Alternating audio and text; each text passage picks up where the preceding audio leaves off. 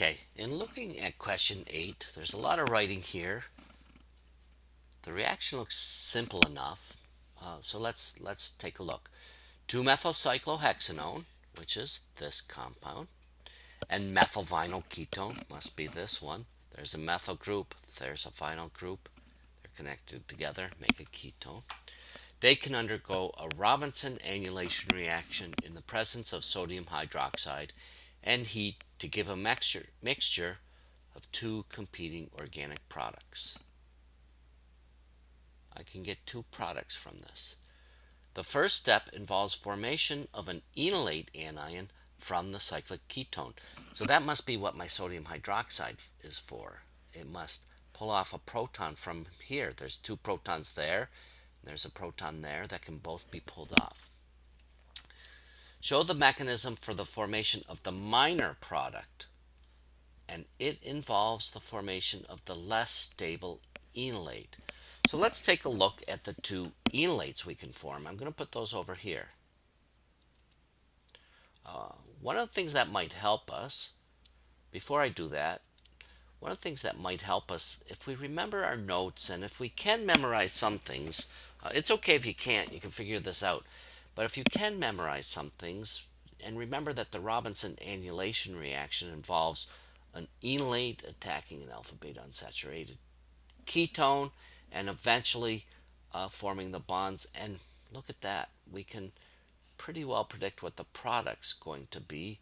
Notice that A connects to F, look at that, and D connects to E. Let's just pop over into ChemDraw. So look at this. This overlaps very well there, and it overlaps very well there.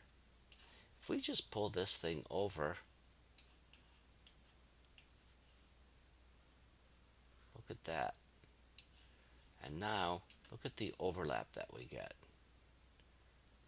That's our product. It overlaps completely. So if we have a good memory, we can probably figure out what that product is. Notice too, I set it up specifically to make it easy for you to see this product. I've also set it up to give you the product from the less stable enolate. So let's pull these over and let's look at the two enolates that can form. And I've drawn these enolates in the form where the negative charge is on the oxygen. So in this compound on the left, I would form that by pulling off one of the protons from here using my sodium hydroxide. This compound on the right, I would pull off a proton from here using my sodium hydroxide. Which is more stable? Well, we go all the way back to when we talked about alkenes. This is a more substituted alkene. This is a less substituted alkene. The more substituted alkenes are the more stable compounds. So this is the less stable enolate. So let's go ahead and go through our mechanism, realizing now that we have to form the less stable enolate. The first step in our reaction then is going to involve hydroxide. Oops, I better put some hydroxide up here.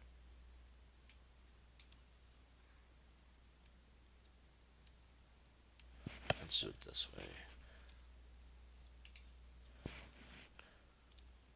Oh, what's going on? There we go. I'm going to put my hydroxide here. I'm going to pull this over into PowerPoint, and away we go. There's my compound, there's my base. Oops. I'm going to go ahead and push the arrows. That pulls off this proton. And in this case, I'm not going to draw the enolate form with the negative charge on the oxygen. I am going to draw the form with the negative charge on the carbon, just because I want to do that.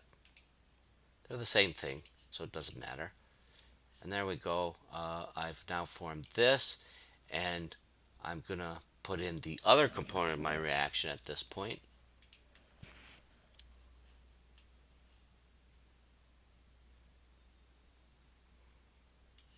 There we go. Notice my OH minus is now water. I'm going to put a little box around that just in case I forget to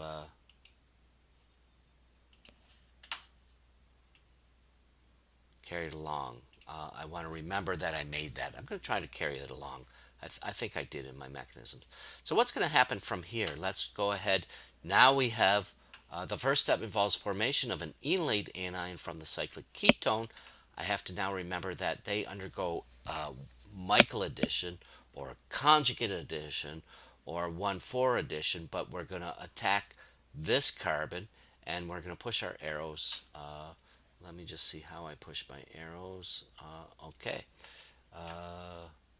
let's go ahead and get my arrow pushing tool. I'm going to form a bond between those two carbon. The electrons are going to rearrange. They're going to attack this because it's electrophilic. This is electrophilic as well, but as we said in class, all the reactions we've looked at involved attacking the carbon of the alkene rather than the carbon of the carbonyl. So when we do that, we have to continue pushing arrows, and we're going to take the electrons that are in this pi bond, and I'm just going to throw them up there on carbon.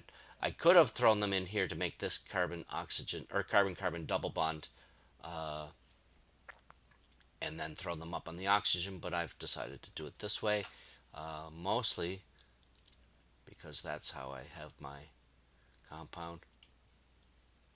And I did carry my water along. That's good because I'm going to need it. There we go. So I've added that. What can that do? Well, it can pull off that proton of water and form the ketone and the hydroxide. But it's also going to just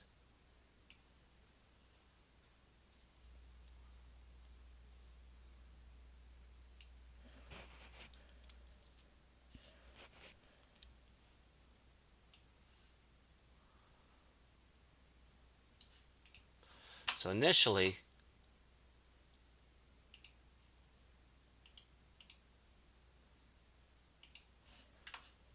I can pull this proton off, get the 1,5 diketone and the hydroxide, but then the hydroxide can pull this proton off, and I end up with this enolate. And again, I've reformed my water at this point, and I'm going to need that. But right now, I'm perfectly set up to form a six-membered ring,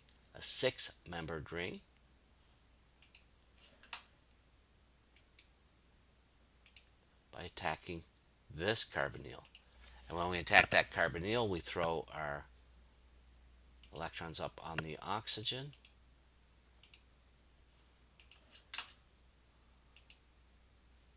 It's a little crowded for arrow pushing here, but we end up with this thing.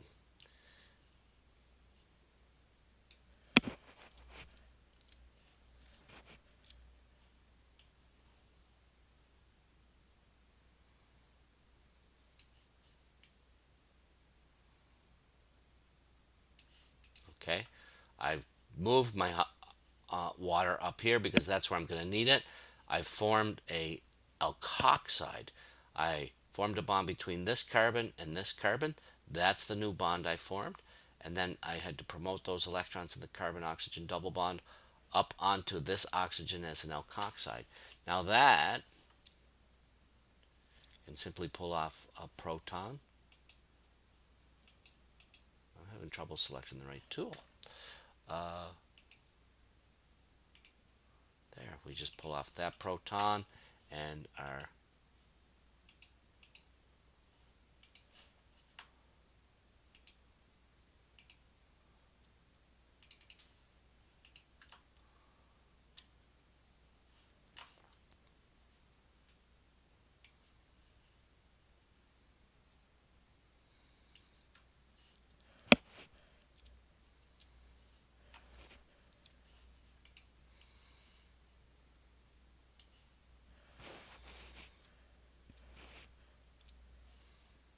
we go. We have what is the equivalent of the aldol. It's like an addition product, but now we can do that E1CB mechanism where we pull off one of these protons, we kick off the hydroxide, and then we get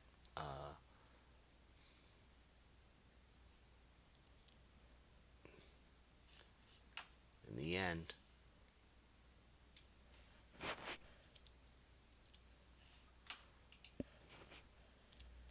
what I'm going to do is just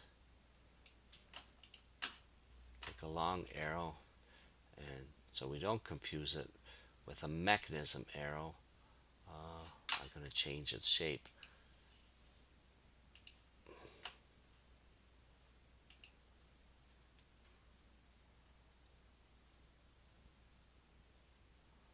Oh, that's kind of messy.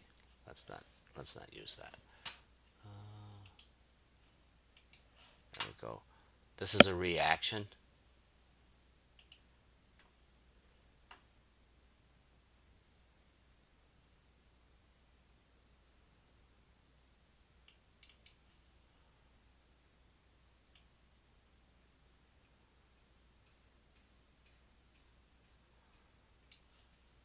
There we go. That'll show up.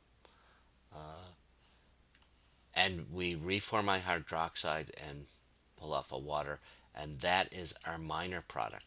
What's our major product? Well, our major product,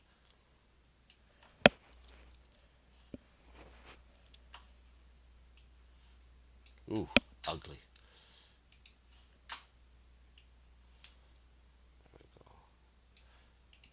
Let's show minor product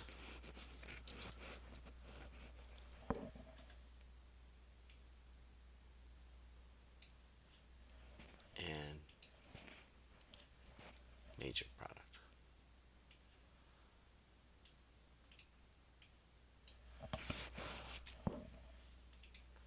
There we go. So notice now the methyl group is just down there. Did I answer all the questions? Show the mechanism for the formation of the product? Yeah, I did that.